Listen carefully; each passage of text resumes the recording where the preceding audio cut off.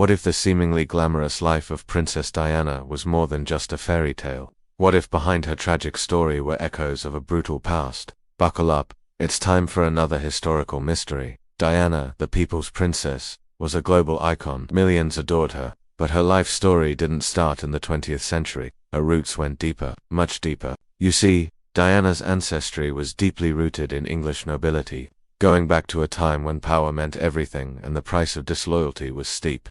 In the late 15th century and early 16th century, England was ruled by a dynasty that personified power and ruthlessness. I'm talking about the Tudors. Kings like Henry VIII held power so dearly that they'd stop at nothing to maintain it. Betray them and you could find yourself in the Tower of London, facing charges of treason or worse.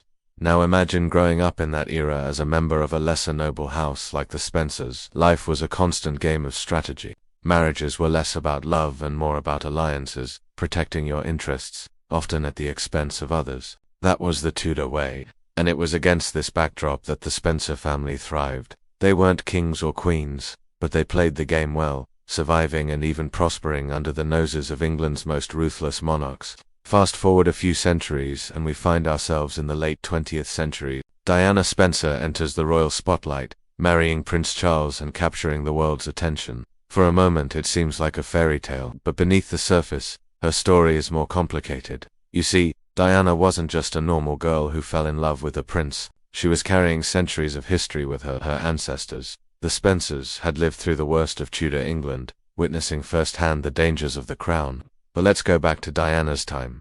Life as a royal wasn't all glitz and glamour.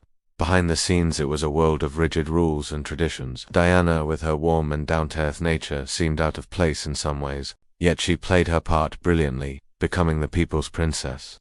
The irony, though, was that her own story was deeply intertwined with the commoners. While the world saw her as an icon, her family's history was a stark reminder of the realities of royal life. The Spencers, despite their high status, were a cautionary tale of what could happen when you crossed the wrong monarch. Imagine growing up hearing these stories, knowing that your family's survival was a matter of luck and good strategy. That kind of pressure doesn't just disappear, it becomes part of your DNA. Diana's story ended tragically, but it shouldn't be seen as an isolated event.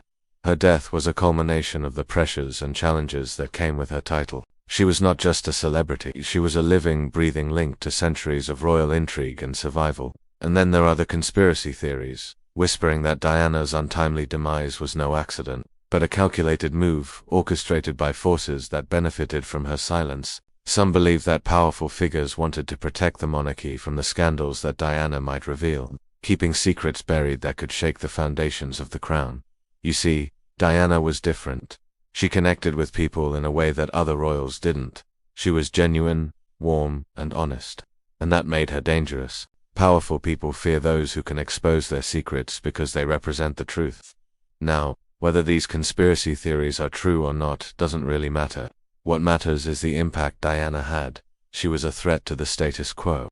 And those who benefit from secrecy and control don't like that. So when you look back at Diana's life, don't just see a princess who lived in a fairy tale. See a woman who walked among shadows, a legacy that echoed the struggles of her ancestors under the Tudors. Diana wasn't just a modern icon, she was a product of history, and understanding her story means understanding the ghosts that whispered in her ear, urging her to speak the truth. If you're as fascinated by this Tudor legacy as I am, you should definitely check out our series on the Tudors. Trust me, it's a wild ride. I'll see you there. Diana, Princess of Wales, known to many as the People's Princess, captivated the world with her warmth and grace. But beyond the glitz and glamour of her public life, Diana's ancestry held a darker tale. In this video we're going to dive deep into the dark side of Diana's family tree, uncovering secrets and scandals that will leave you shocked. As we continue our exploration of Princess Diana's ancestry, a disturbing pattern emerges. Diana was born into a world of secrets and lies, where trust was a luxury and deception a necessity. Like many of the Tudor era, her family members resorted to hiding their true identities to protect themselves. One shocking revelation comes from Diana's maternal grandfather, John Spencer, the 7th Earl Spencer. He had a secret he desperately wanted to keep hidden, a secret that threatened to shatter his noble lineage, the existence of an illegitimate son. Sir John, as he was known, had a brief but passionate affair with a woman named Freda Dudley, which resulted in the birth of a son, John. However, he kept this child a secret, fearing the scandal would ruin his reputation and tarnish his family's name. This secret would eventually come to light, casting a dark cloud over Diana's ancestry. The existence of her illegitimate cousin, John, revealed the lengths to which the elite went to protect their image and maintain their social standing. But this is where the story takes a bizarre twist. John, the illegitimate son, was not only a secret to the world, but also to his own father, Sir John. You see, Sir John suffered from a rare medical condition that caused him to occasionally forget parts of his life. This included the affair with Frida and the birth of his son, John. Diana's cousin grew up believing he was the son of a naval officer, unaware of his true parentage until adulthood. The irony of fate was that Diana's family, the Spencers, had risen to prominence during the Tudor era by playing the game of survival. They navigated the treacherous waters of royal favor and unfavor, ensuring their legacy. But ironically, they were undone by the same strategies they had employed for centuries. Secrets and hidden identities became their undoing. Another unsettling aspect of Diana's ancestry is the recurring theme of mental illness. Diana's great-grandfather, Albert Spencer, the fourth Earl Spencer, suffered from bipolar disorder, a condition that would tragically follow Diana throughout her life. This raises questions about the genetic factors contributing to mental health issues within the family and the pressures faced by those in the royal family. Diana's own struggles with bulimia and depression in the relentless spotlight serve as a stark reminder of the toll that fame and duty can take on an individual's well-being. Furthermore, Diana's maternal grandmother, Cynthia Hamilton, had a tragic history of her own. She was the daughter of the 13th Earl of Abercorn, but her life took a dark turn when her father was sent to prison for embezzlement. This financial scandal cast a shadow over Diana's early life and hinted at the turbulent times that lay ahead. One of the most intriguing aspects of Diana's ancestry is her connection to the Stuarts, another prominent royal family in British history, through her mother, Frances Ruth Burke Roach. Diana was a descendant of King James III and II, the last Stuart monarch. This connection to the Stuarts brought both prestige and controversy to Diana's family tree. The Stuarts were known for their ambition and determination to maintain their hold on the throne, even in the face of adversity. However, they were also associated with political turmoil and instability. King James III and II's reign was marked by conflict with England, and his deposition led to the end of Stuart rule. Diana's own life would be touched by this turbulent history as she navigated the complexities of royal duty and public life. But perhaps the most disturbing revelation about Diana's ancestry is the secret marriage of her great-great-grandmother, Lady Anne Isabella Seymour Dacre. In 1836, Anne secretly wed Thomas de Grey, a commoner. Despite her family's disapproval, this forbidden romance resulted in the birth of Diana's great-grandfather, Albert Spencer. The fact that Anne was willing to defy her family and societal norms to marry for love suggests a passionate and rebellious spirit that may have been passed down to Diana. This secret marriage and the birth of Albert Spencer added a layer of complexity to Diana's family tree and highlighted the unconventional forces that shaped her ancestry. If you thought that was shocking, wait till you see the revelations that await you in the next episode. The saga of Diana's ancestry is far from over. As we delve deeper into the following episodes, we will uncover more secrets, scandals, and surprising connections that will leave you stunned.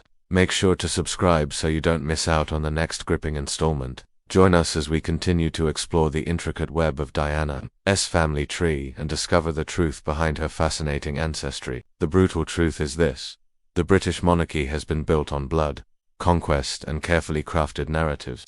And as we've been saying, it was the women who suffered the most. The Tudor monarchs may be history, but their deeds live on in the halls of power. They may not wear crowns anymore, but their influence is timeless. And in exploring Diana's ancestry, we have to confront this uncomfortable truth, because if you thought the Tudors were bad, wait until you hear about their predecessors, the Plantagenets. You may have heard the term Plantagenet before, maybe in a book or a TV show. It's become a kind of shorthand for medieval England, synonymous with power, intrigue, and yes, a lot of backstabbing. But what you may not have known is just how deep their shadow stretches, not only over England, but over Diana's life.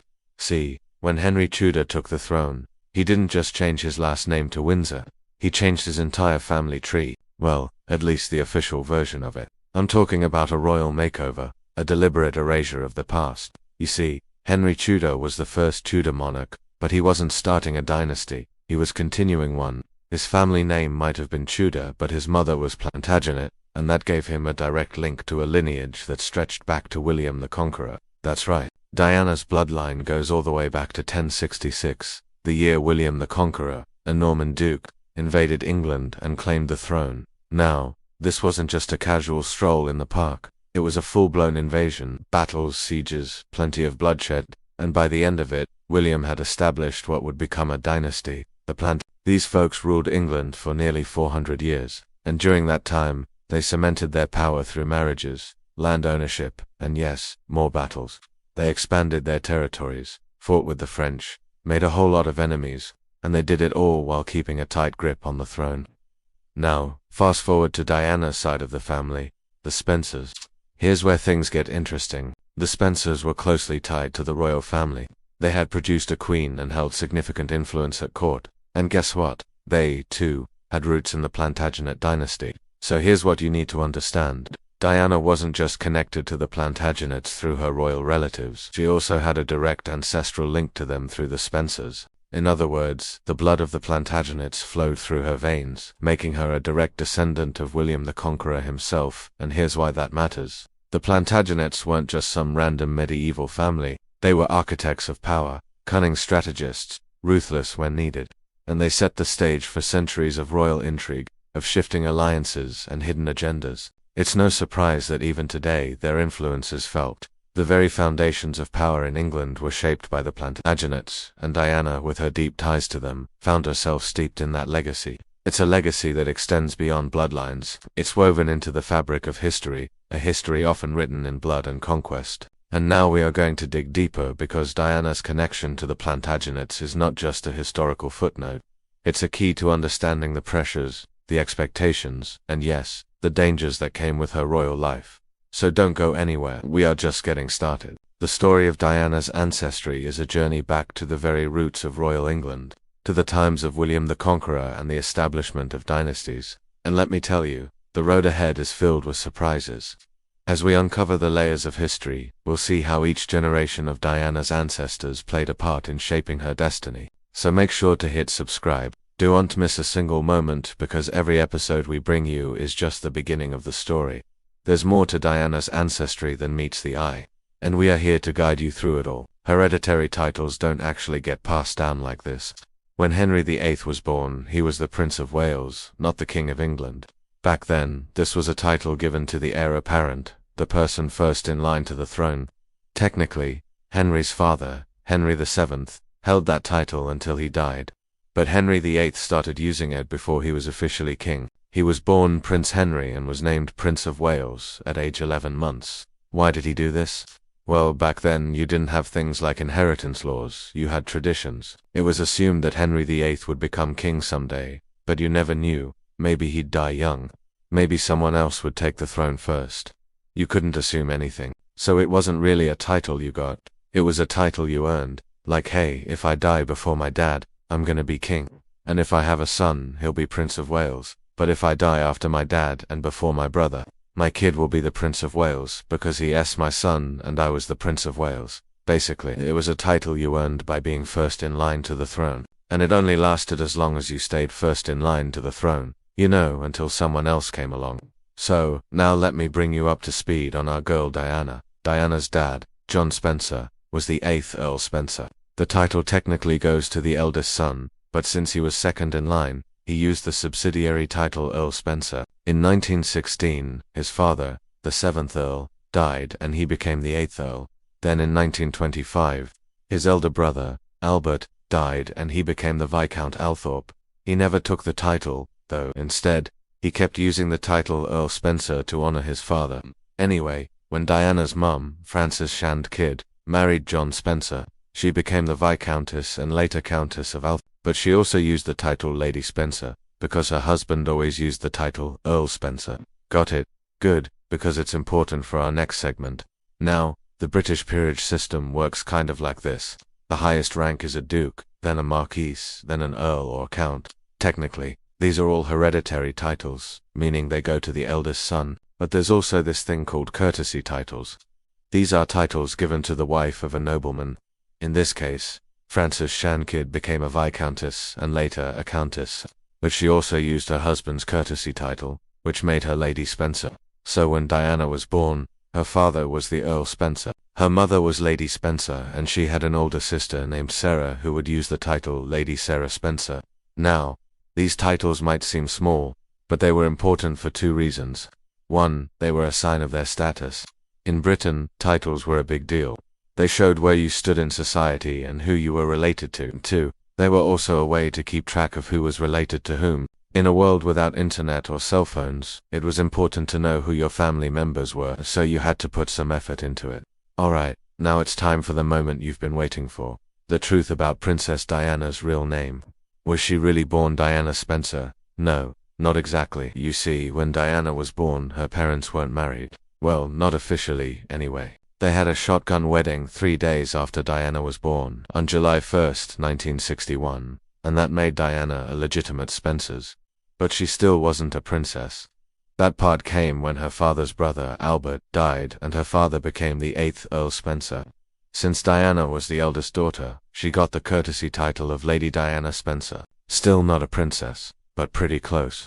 And then when Diana was 12, her dad became the Viscount Althorp, which made her Lady Diana Spencer, Viscountess Althorp, finally, a princess. Well, almost. All this changed when Diana was 18 and her father became the 7th Earl Spencer. Now Diana was Lady Diana Spencer, but her title was changed to Lady Diana Althorp. So was she Lady Diana Spencer or Lady Diana Althorp? It depends on what day you ask. But here's the real shocker. She never went by Diana Spencer. She went by Diana Althorp. The reason for this is simple. Back then, it was more common for women to use their husband's last name, and Diana was expected to marry and have children, and one day those kids would carry on the family name.